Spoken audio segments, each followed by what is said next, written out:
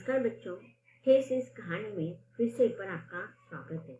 आज हम किसले इस पाठ्य पुस्तक से पाठ क्रमांक 7वां पढ़ने जा रहे हैं, जिसका शीर्षक है हेस।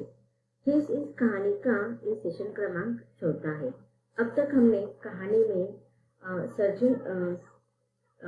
एक कारागिर के विशेषताओं का, उसके गुणों का वर्णन हमने पढ़ा। आगे लेखक इस कहानी में हमें उस कारागिर के और विशेषताओं का जानकारी देने जा रहे हैं। चलिए सब लोग पाठ्य पुस्तक निकाले। अब हम कहानी को आगे विस्तार से पढ़ेंगे।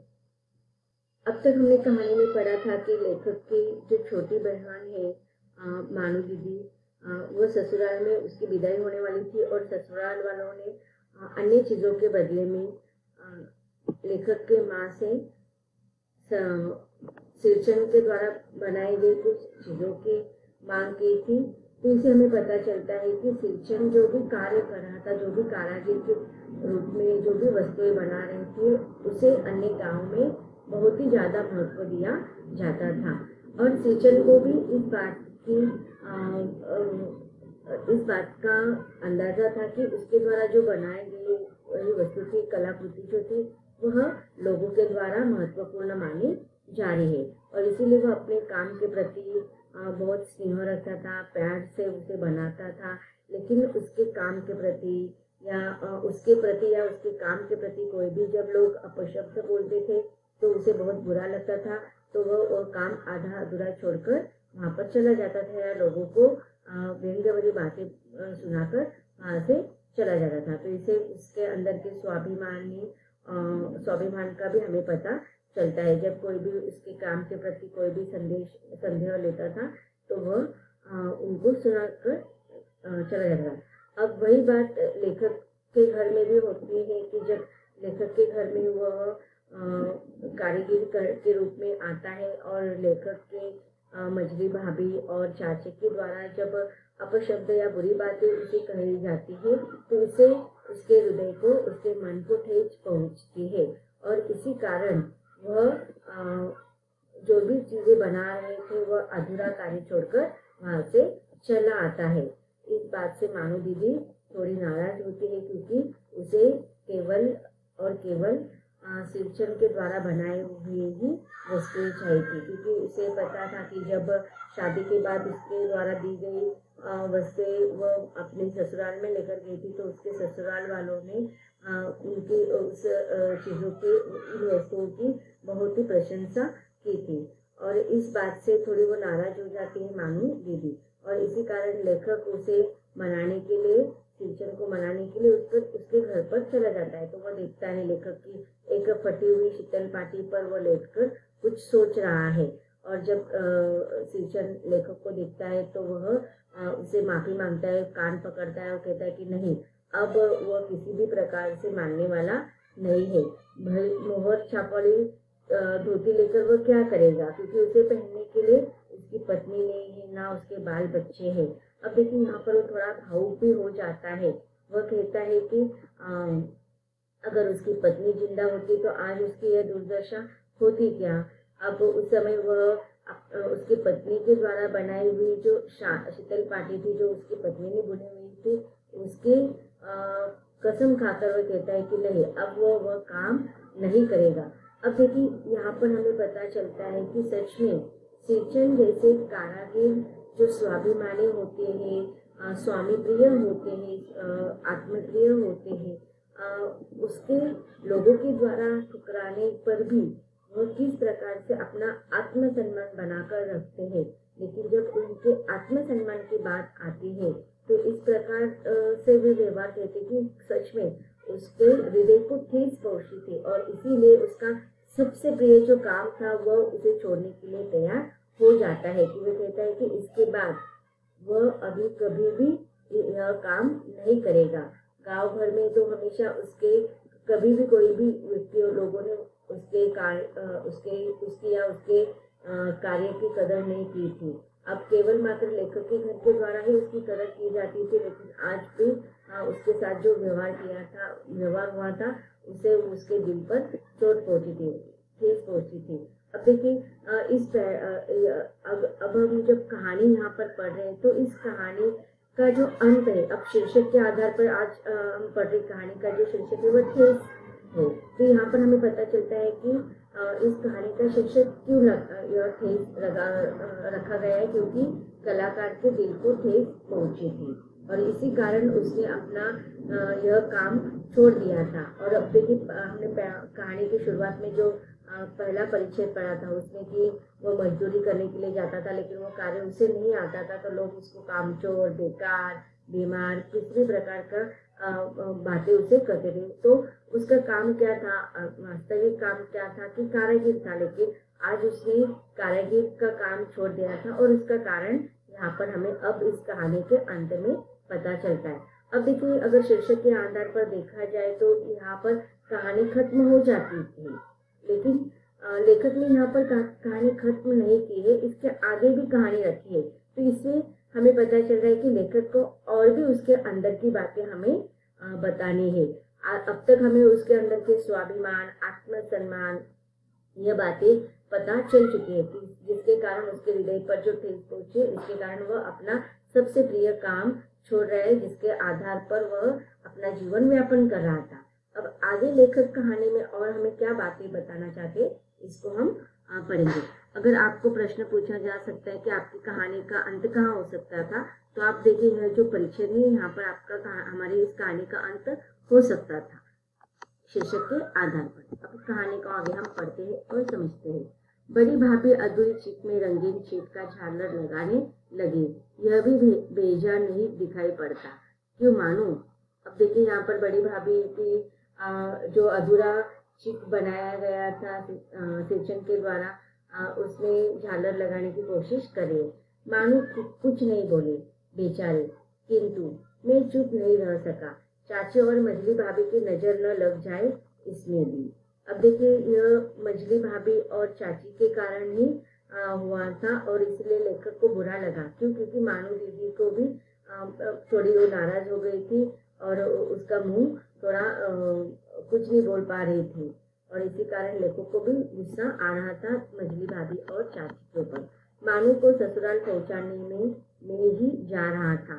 स्टेशन पर सामान मिलाते समय देखा मानू बड़े जतन से अधूरी चिक को मोड़कर लिए जा रही है अपने साथ। अब देखिए यहाँ पर मानू का जो व्यवहार हमें दिखाई दे रहा है कि जिससे कि वह उसे एक कलाकार के प्रति, उसके द्वारा किए गए जो कलाकृति है इसके प्रति आदर है, इसके प्रति उसके द्वारा की गई उस कलाकृति का सम्मान करती है, उसके महत्व को वह जानती है। इसीलिए भले ही अधूरी चीज को वहां पर उसने छोड़कर चला गया था, लेकिन वो उसे बड़े प्यार से संजोग के साथ वह उसे ले अपने ससुराल ले जा रही है।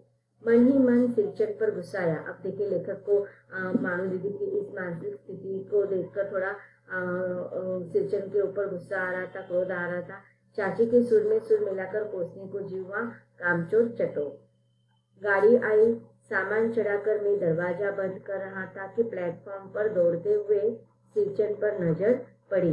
बबुआ जी, उसने दरवाजे के पास आकर पुकारा। अब देखिए यहाँ पर लेखक अपने बहन मानू दीदी को ससुराल पहुंचाने के लिए जा रहे थे। वो गाड़ी में बैठे हुए थे, तो इतने में उन्हें देखा कि प्लेटफॉर्म से पर दौड़ते हुए सिरचन वहां पर आ रहा है और दरवाजे के पास आकर वह आवाज दे रहा है, लेखक को पुकार रहा है। क्या है? मैंने खिड़की से गर्दन निकालकर चिटकी के स्वर में कहा। अब देखो लेखक के मन में थोड़ा गुस्सा आया था, क्रोध आया था, इसलिए उसे झिड़कते हुए वो पूछता है कि क्या है। सिरचन ने पीठ पर लदे हुए बोझ को उतारकर मेरी ओर देखा। दौड़ता आया हूँ, दरवाजा खोले। मानू दीदी कहाँ है, एक बार देखूं। अब देखिए यहाँ पर लेखक ने देखा कि उसके पीठ पर कुछ बोझ लदा हुआ है और वो लेखक की तरफ दौड़ता हुआ आ रहा है। तो वहां पर वो लेखक से दरवाजा खोलने के लिए कहता है और मानू दीदी को एक बार मिलने के लिए विनती करता है। मैंने दरवाजा खोल दिया। सिरचन दादा, मानू इतना ही बोल सकी। खिड़की के पास खड़े होकर सिरचन ने हकलाते हुए कहा, यह मेरी ओर से है। सब चीजें दो दीदी चितलपाटी, चीख और एक चोरी आसनी पूछ की, गाड़ी चल पड़ी। तो अब देखिए यहाँ पर लेखक के द्वारा बताया गया कि उसको पहले थोड़ा गुस्सा आ रहा था जब वहां पर सिरचन आ गया, लेकिन जब सिरचन ने अपने पीठ पर लदे हुए गट्ठे में से सारी चीजें जो मनु दीदी को चाहिए थी वो दे दी, तो थोड़ा उसका गुस्सा कम हो गया। मानू मोहर छाप वाली धोती का दाम निकाल कर देने लगी। सिरचन ने जीभ को दांत से काटकर दोनों हाथ जोड़ दिए। मानू फुट फुट को रो रही थी। मैं बंडल को खोलकर देखने लगा। ऐसी कारीगरी, ऐसी बारीकी, रंगीन सुतलियों का, फंदों का ऐसा काम पहली बार देख रहा था। अब देखिए मानू दीदी को जब सिरचन के द्वारा उसने जो बनाए हुए वस्तु जिसे वो चाहती थी, अपने ससुराल ले जाना चाहती थी, वह जब उसे लेकर आकर देता है तब उसके बदले में वह उसका दाम देना चाहती, लेकिन उस समय सिरचन ने नहीं लिया और इस बात से मानू दीदी जोर जोर से फुट फुट कर रोने लगे। अब यहाँ पर देखो मानू दीदी और सिरचन का एक आत्मीय स्नेह, आत्मीय प्रेम, इसके अंदर के अच्छे गुण हमें दिखाई देते हैं। और जब लेखक ने उसके द्वारा बनाए उन चीजों को देखा तो लेखक को बहुत ही आश्चर्य हुआ कि पहली बार उसने ऐसी उन सारी कारीगरी के द्वारा बनाई हुई चीजें देखी हुई थी। तो यहाँ पर सिरचन ने भले देखो उसके हृदय को ठेस पहुंची थी, लेकिन उसने अपने मन का भले वो स्वाभिमानी था, आत्मसम्मान उसके पास था और उस समय उसने कसम खाई थी कि इसके बाद वह ये काम बंद कर देगा, उसके बाद ये काम नहीं करेगा। लेकिन मानू दीदी के प्रति जो स्नेह था, एक आत्मीय गुण उसके अंदर दिखाई दे रहा है कि उस समय उसने भले ही निश्चय कर लिया था कि वह कारीगर नहीं करेगा, लेकिन मानू दीदी के खातिर उसे उस समय पता था कि उसे अपने काम के प्रति बहुत लगाव था, अपने काम के प्रति आत्मसम्मान था और अपने काम का उसे महत्व भी था कि मानू दीदी के मन में उसके काम के, उसके द्वारा बनाए गए जो चीजों को वह चाह रही थी, उसे कहीं ना कहीं लगा सिरचन को कि उसके काम का महत्व है। तो इसी कारण अपने काम के महत्व को समझते हुए और मानू दीदी की मानसिक भावनाओं को समझते हुए वह उस समय अपने आत्मसम्मान को थोड़ा बाजू रखकर उसके आत्मीय गुण को यहाँ पर लेखक ने संजो कर बताया है।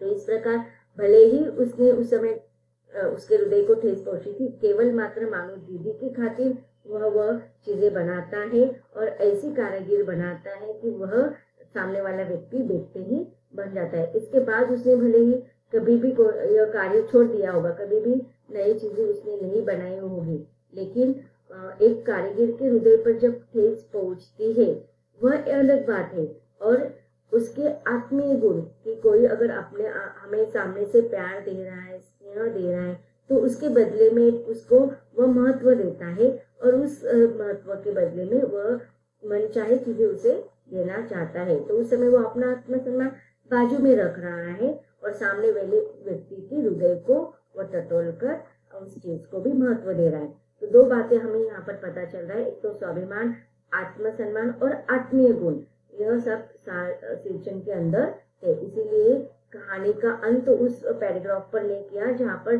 कारीगर के हृदय को ठेस पहुंची। यह कहानी के शीर्षक के आधार पर उस कहानी का अंत हो सकता था, लेकिन उसके अंदर के आत्मीय गुणों को लेखक को दिखाना था, जिसके द्वारा लेखक कारीगर के महत्व को प्रकट करना चाहते हैं। तो बच्चों, इस प्रकार यह कहानी बहुत ही हृदय स्पर्शी है। यह कहानी यहीं पर खत्म होती है। धन्यवाद।